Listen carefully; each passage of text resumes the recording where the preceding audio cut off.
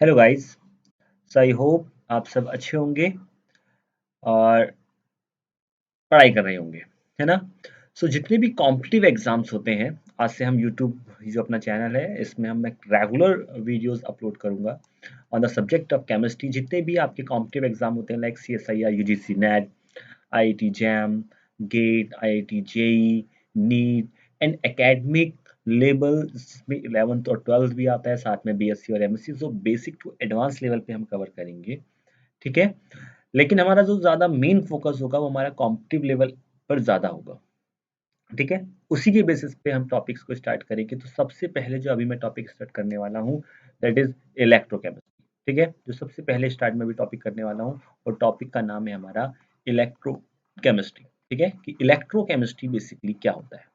तो in general आपको electrochemistry पता होगा कि इलेक्ट्रोकेमिस्ट्री में हम क्या पढ़ते हैं कि इलेक्ट्रिकल एनर्जी जो है वो कन्वर्ट होती है हमारी केमिकल एनर्जी में एंड केमिकल एनर्जी कन्वर्ट होती है हमारी इलेक्ट्रिकल एनर्जी में। और इस प्रोसेस के लिए हम यहाँ पर दो टाइप के सेल यूज करते हैं जिनको हम इलेक्ट्रोलिटिक सेल और गैल्वेनिक सेल कहते हैं।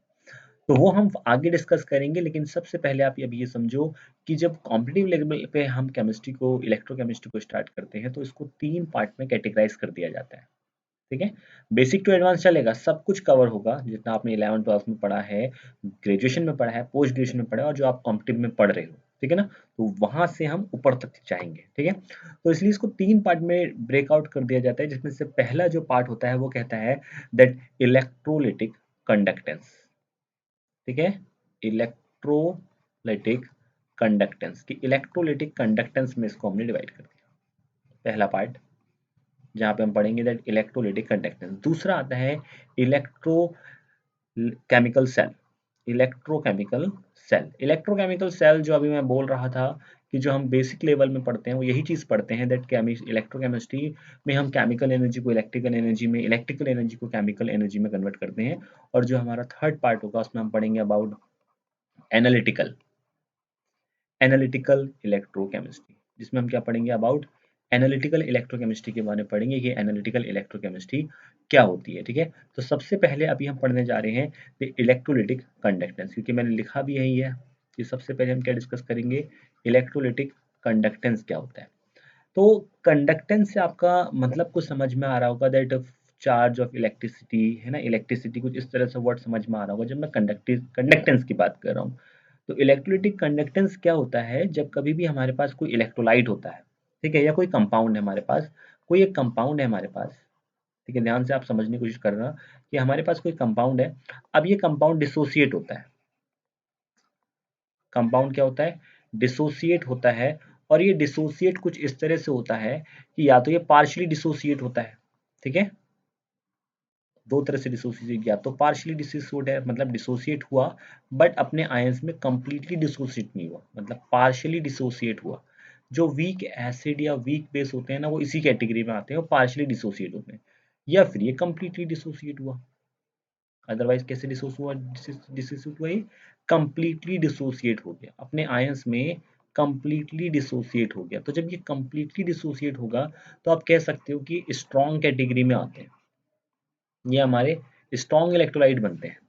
और ऐसे इलेक्ट्रोलाइट या ऐसे कंपाउंड जो कि पार्शियली डिसोसिएट होते हैं ये जनरली हमारे वीक इलेक्ट्रोलाइट की कैटेगरी में आते हैं। कैसी कैटेगरी में आते हैं ये वीक इलेक्ट्रोलाइट की कैटेगरी में आते हैं, जबकि ये वाले हमारे स्ट्रॉन्ग, है ना, कंप्लीट वाले स्ट्रॉन्ग की कैटेगरी में आते हैं। और जो पार्शियली डिसोसिएट होते हैं वो वीक कैटेगरी में आते हैं। तो आपको ये तो समझ में आ गया होगा कि इलेक्ट्रोलाइटिक कंडक्टेंस का मतलब ये है कि जब कोई आयन या कोई compound partially at completely dissociate होता है, ठीक हो गया, इनटू इट्स आयन।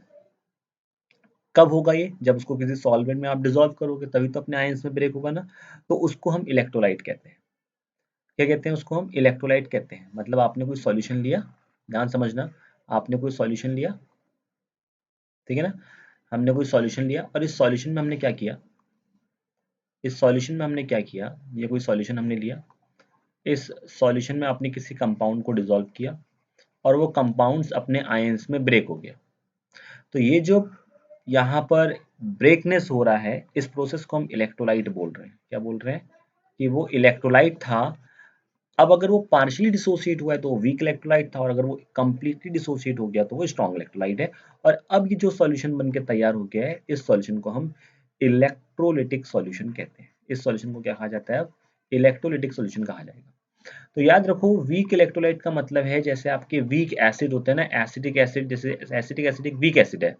अगर हम इसको डिसोसिएट करेंगे तो अपने आयंस में कंप्लीटली डिसोसिएट नहीं होगा।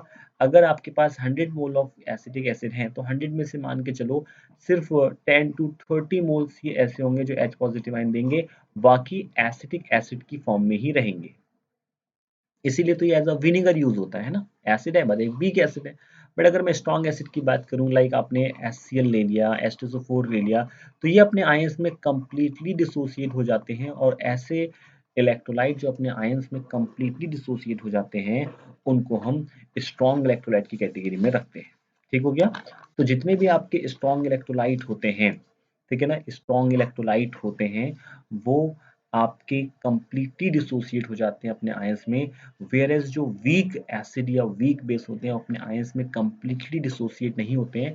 तो ये जो आज का सेशन था, ये एक छोटा सा सेशन मैंने आपको रखा था जस्ट ये इन्फॉर्म करने के लिए कि अब हम रेगुलर वीडियोस अपडेट करेंगे। So stay tune with us, ठीक है, फॉर मोर फर्दर वीडियोस, जहाँ पे मैं अब यूजफुल वीडियोस आपके लिए डेली लेकर आऊँगा।